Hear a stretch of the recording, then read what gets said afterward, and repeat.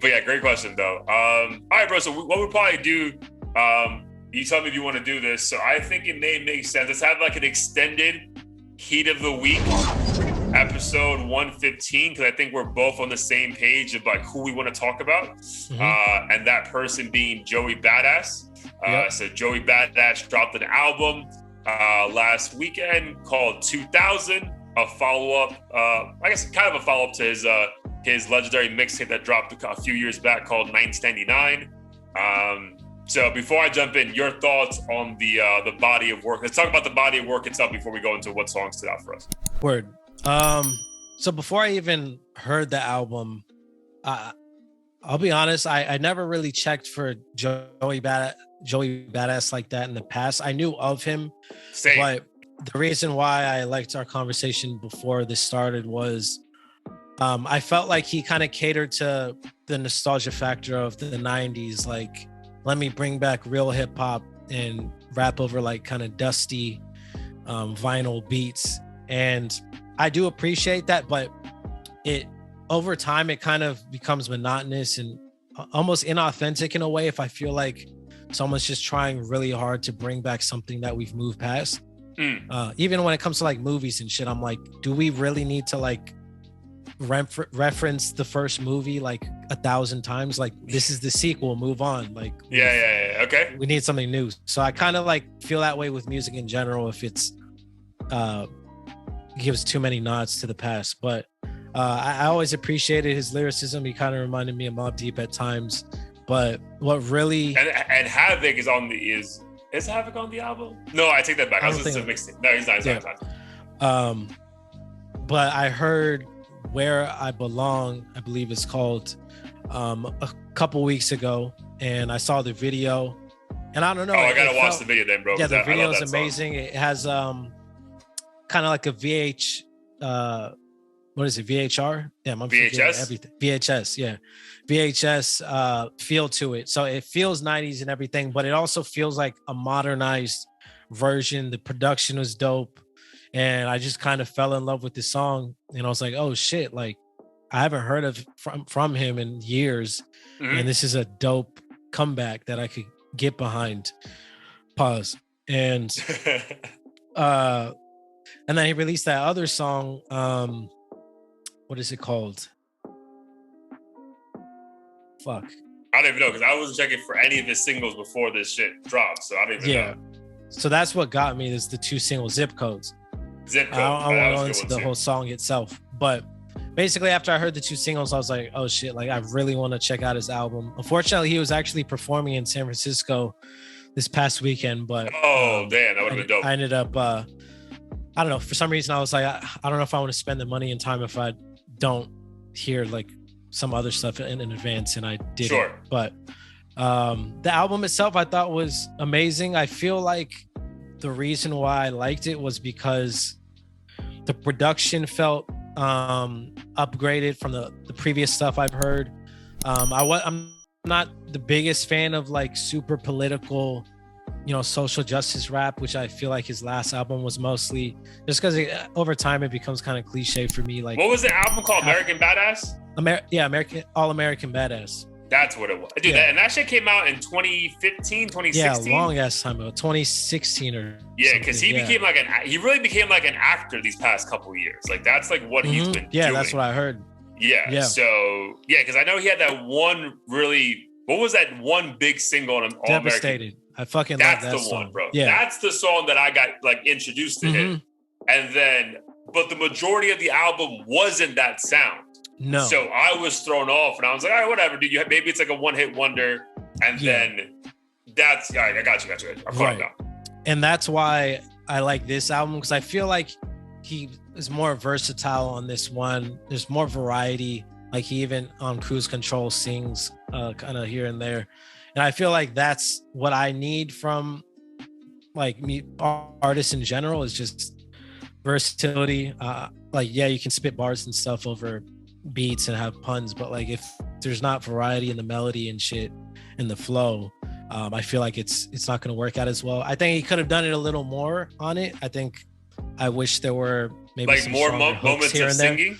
Yeah, like, or not even necessarily singing, just like memorable hooks and moments. Because I feel like there were great storytelling moments and things like that, but outside of a handful of tracks, I don't know if I could necessarily like regurgitate like some bars that like really resonated and made me like remember it essentially.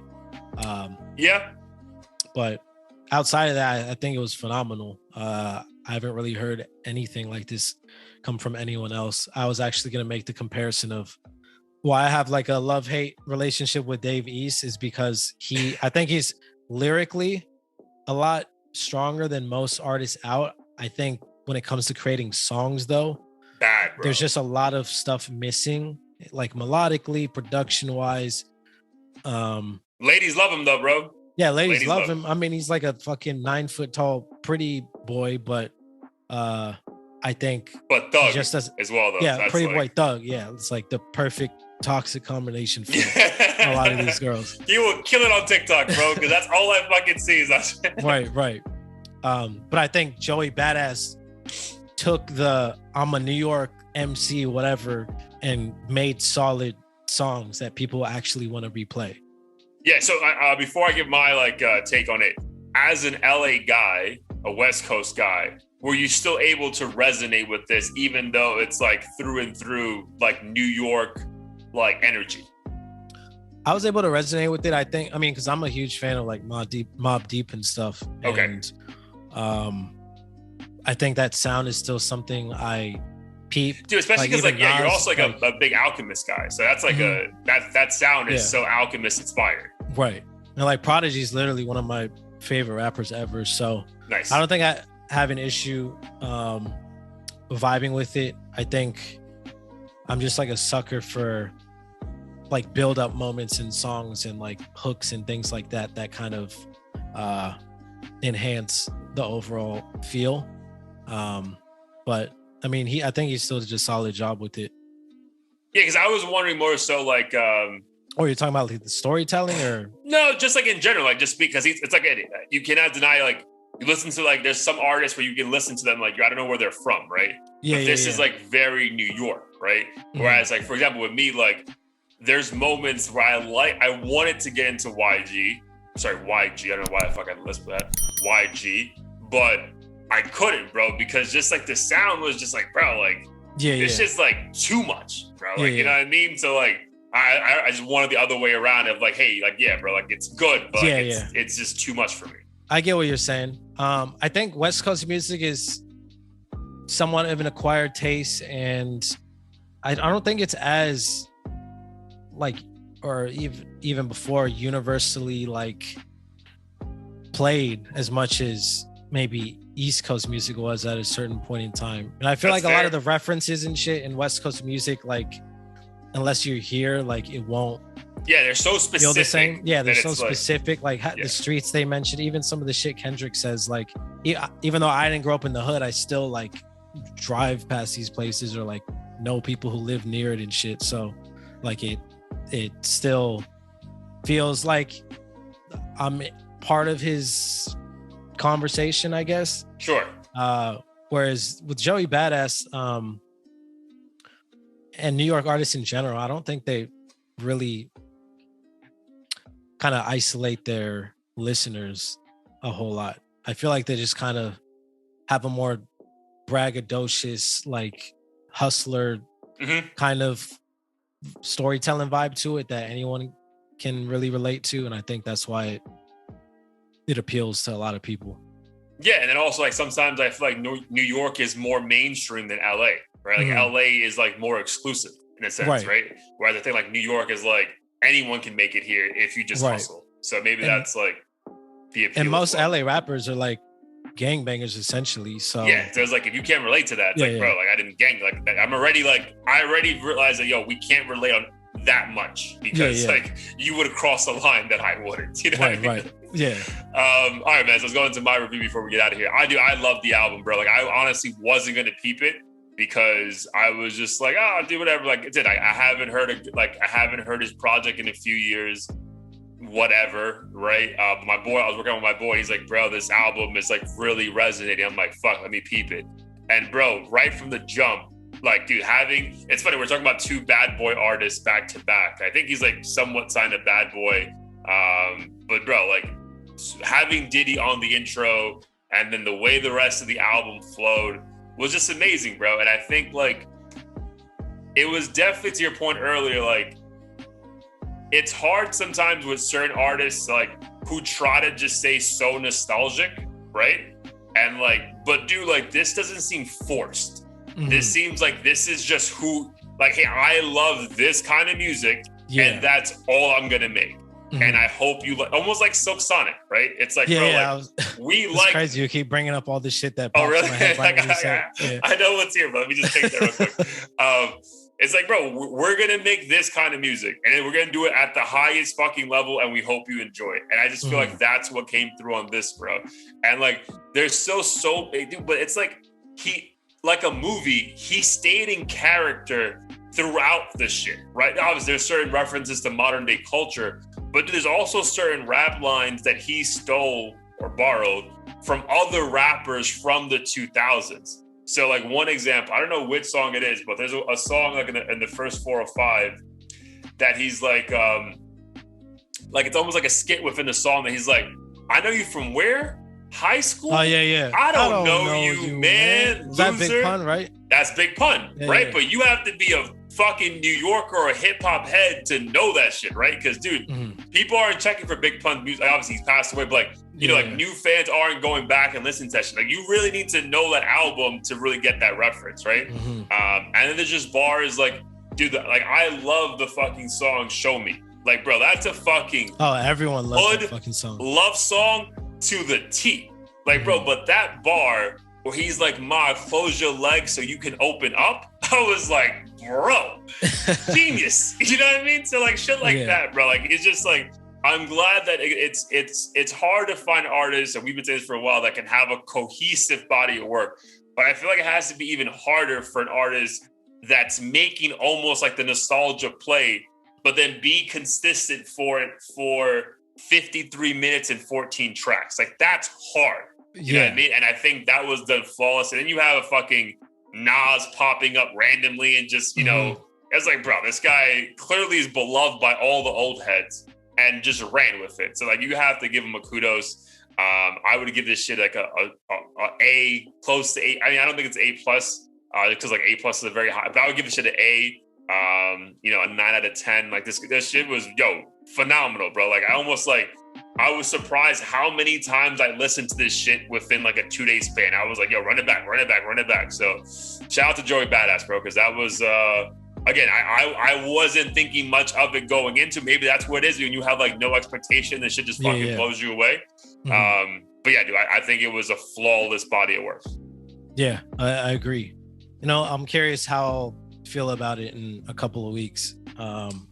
I definitely have my replayables on there right now, but I'm curious if any new songs will become my replayables or if any of my current ones will kind of fade out. That's a great point, because that's why I keep telling you, like, bro, like I send Blair random screenshots of my phone screen, and it's like, dude, I just found a new Baby Keem's on this album I fucking love. It's like, I didn't even know like Vent. Like I was just like, by the time I got to that part of the album, I was like, bro, like whatever, it's fine. Like let me get back to like family time. And like, Vent is So like, that's a great point, because I have like my 4 songs that I keep looking for while I have the album going. But I wonder what's gonna pop up like if I don't skip it. But that being said, let the people know, what is your heat of the week from the Joey Badass project? Yeah, it's a tough one, but I'll just go with what I've been listening to mostly, and maybe it's kind of the recency bias. I know that's a phrase we like to use here. Cruise Control. Okay, cool. You didn't pick the one I was going with. That makes me feel good. Nice. I figured you wouldn't pick that one. I figured it'd be something else. But I really like the vibe on this. I think it was one of those moments where I'm like, okay, he's not sticking to the same rapidy rap formula that he popularized or made him popular. He tried something different. I said different. That's how he would have said it. That's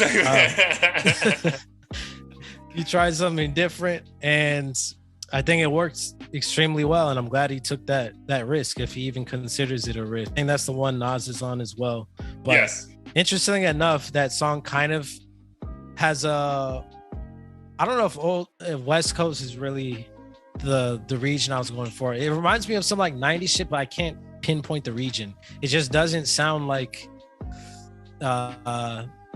it belongs necessarily in any specific region. But I maybe I thought West Coast because I could see like a smooth West Coast rapper on it, like Larry I agree June with or that. some shit. I agree with that. I agree with that take.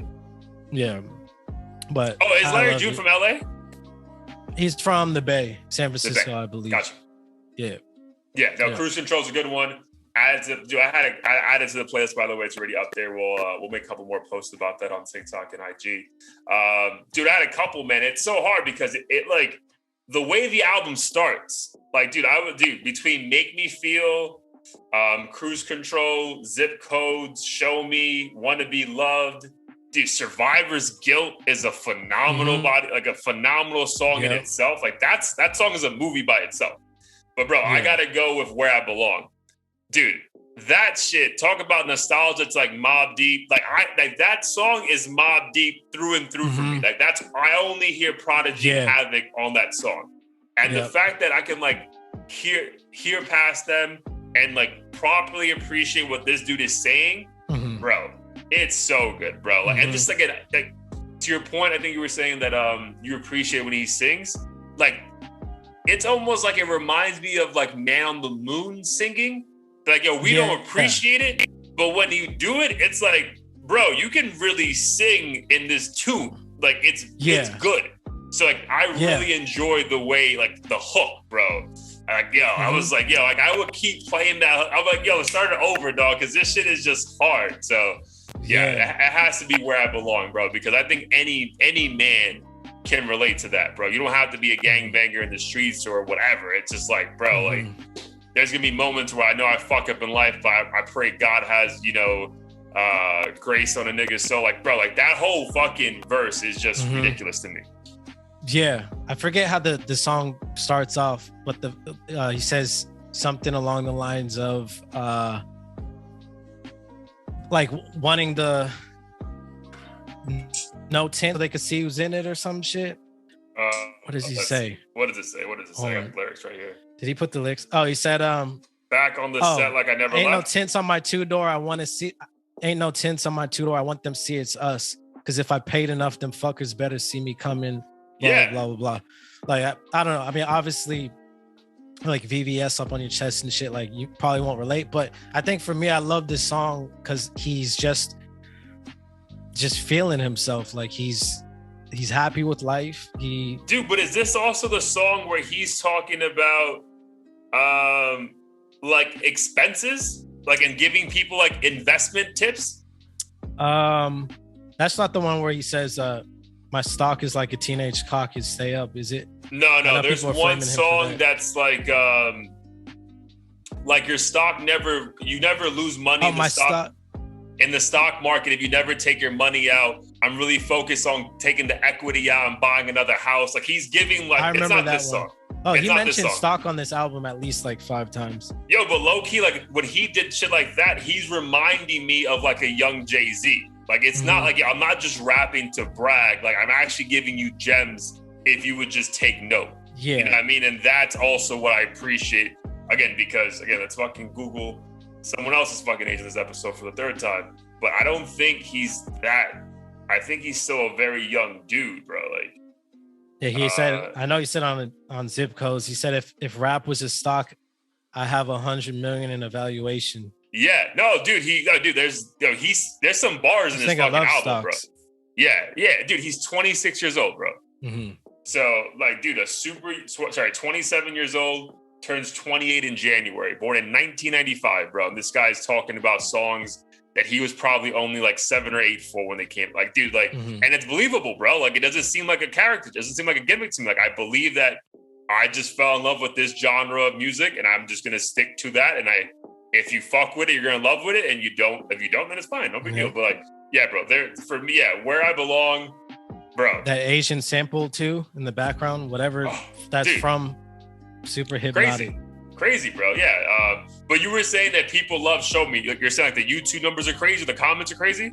Yeah, because I don't know the band Men I Trust, but apparently they sampled that song, and I guess that song is super popular, and people are losing their minds because they're like, "Oh, one of my favorite rappers sampled one of my favorite songs," and like the marriage between the two is just, I guess, incredible. I mean, I love the song as it. I love the song, bro. And again, I just love when it reminded me of that song. Reminded me of DMX. How's it going down? Because it's like, yo, like to have a real hood dude still be able to talk to a girl on a very delicate, intimate level. It's like, bro, that's because again, we fucking respect women, like obviously, bro. But also where I gotta give him credit for, I don't remember exactly what song it was, but I did send it to my boy, so I'm just looking it up real quick. Dude, Head High. So that is a song that he could have easily not added to the album to not receive pushback, but he did, because that song is how long? I think like 2.5 minutes long, but it's 3 minutes long. A minute and a half of that song is him talking about his relationship with XXXTentacion. Like, and it's like he could have easily just left that out. Like, yo, I don't want to get involved with this shit. And the fact that he had the balls to say, yo, he's a stand-up guy, looked out for me, invited me to stay in his house, blah, blah, blah, took my criticism of his music well and changed it. Like, yo, like, I appreciate that, bro, because you don't have to, he's not here anymore. You're not going to get kudos from anyone for doing it, but you probably usually just get backlash, blah, blah, blah. So I really appreciate that, because that was a dope, storytelling, but also great insight, because on XXS last album, they had a song that was very well done as well. Oh, word. I didn't even know that. Yeah, I'll send it to you. It's on the one that's a question mark album. I'll send it to you. It's actually really good. That's probably the last Joey Badass song I actually heard, to be honest. Oh, wow. You know what song didn't do anything for me really, and was a disappointment, was the Chris Brown one. I was like, yeah, dude, honestly, I was thinking about you for that one. That like low key, that was like a throwaway song. Yeah, it felt out of place. I mean, Chris Brown never sings bad, but the hook didn't like hit me. I was just like, what is this? It just felt random. I wonder if it's because like we just can't, the idea of a Chris Brown over a somewhat poppy hip hop beat just doesn't go. It's like too overpowering or something. Like I feel like for that kind of shit, you need like Blast or like just someone a little more low key, smooth. Like you don't need, like Chris Brown's just overpowered on certain songs. 100%, dude. Like, 100%. That's why, dude, he resonated because he came around the time where the sound was changing, and he was the standard for that now. But yeah, like if you're gonna make an old school track, you need, like your point, Blast. I think even like a Ty Dolla $ign would be good on it. Like someone just very low key, like not to be a dick, like a true R&B singer. Like Chris Brown's an R&B rapper, pop. Like I don't know, there's just something, he's different. I totally agree with that. When I heard that song, I figured that would be the one song that I actually was looking forward to the most, and it did nothing for me. Yeah, basically like the voice of someone who grew up in church singing. Yeah, just didn't go. It just didn't go. Yeah. But I really enjoyed the Larry June song. And then I thought the baddest, the way like I could like I don't know if there's a video for that song yet, but like I could just imagine like it's like some old school Diddy on the piano, and then just Joey Badass on the mic, just like going bar and bar. Like, it's just super well done, man. So shout out to him. And I highly recommend it. You guys were debating about checking out that album. Go check it out. You won't be disappointed.